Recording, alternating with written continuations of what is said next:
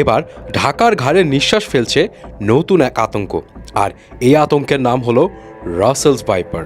কেন আর কি কারণে হঠাৎ এই আতঙ্ক, সব কিছুই বলছি। থমাস প্যাট্রিক রাসেল প্রথম প্রকাশ করেছিলেন এই সাপের পরিচিতি, আর সেই থেকেই নাম হয়েছে রাসেলস ভাইপার। দেখতে অনেকটা বাচ্চা অজগর সাপের মতো। তো এই রাসেল ভাইপার ছিল একসময় বাংলাদেশে চর অঞ্চলের মানুষের জন্য আতঙ্ক। গ্রামেগঞ্জে অঞ্চল ভেদে এই সাপকে ডাকা হয় চন্দ্রবোরা অথবা উলুবোরা নামে। কিন্তু একসময় বিশেষজ্ঞরা ধরে নিয়েছিল যে বিষধর এই সাপের অস্তিত্ব মনে হয় বাংলাদেশ থেকে চিরতরে মুছে গেছে। কিন্তু কে জানতো 2013 সালের পর এভাবে বংশবৃদ্ধি হবে এই সাপের।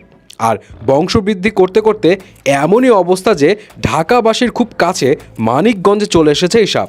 আগে এই সাপ শুধু দেখা যেত উত্তরবঙ্গে পদ্মার তীরবর্তী সব চর অঞ্চলে। বিশেষজ্ঞদের মতে ব্যাপক হারে শিয়াল, বেজি, গুইসাপ এসব নিধনের ফলে সাপের শত্রু কমে গেছে, আর এই সুযোগে আরামসে বংশবৃদ্ধি করে ফেলেছে এই রাসেলস ভাইপার। আর বেশিরভাগ সাপই যেমন ডিম দিয়ে বাচ্চা ফুটায়, বাট রাসেলস ভাইপার কিন্তু তা না করে একদম সরাসরি বাচ্চা দেয়। এই রাসেলস ভাইপার, এই সাপ আসলে সত্যিকার অর্থে কতটুকু হিংস্র আর বিষধর এ নিয়ে মানুষের মধ্যে অনেক রকমের মত প্রচলিত আছে।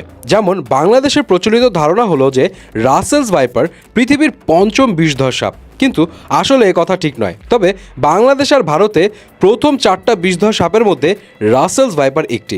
এটাও প্রচলিত আছে যে রাসেলস ভাইপারের ছোবল খেলে নাকি সেই বান্দার বাঁচার সম্ভাবনা নেই বললেই চলে। কিন্তু আসলে কথাটা পুরোটা ঠিক নয়, কারণ রাসেলস ভাইপারের এই ছোবল খাওয়ার 2 থেকে 3 ঘন্টার মধ্যে হসপিটালে নিয়ে গেলেই যে কোনো ব্যক্তিকে বাঁচানো সম্ভব। কিন্তু পরিসংখ্যান ঘাটলে দেখা যাবে রাসেলস ভাইপারের ছোবল খাওয়ার পর এখন পর্যন্ত 80% মানুষকেই বাঁচানো সম্ভব হয়নি। তার মানে 2-3 ঘন্টার মধ্যে নিশ্চয় হসপিটালে যেতে পারেনি।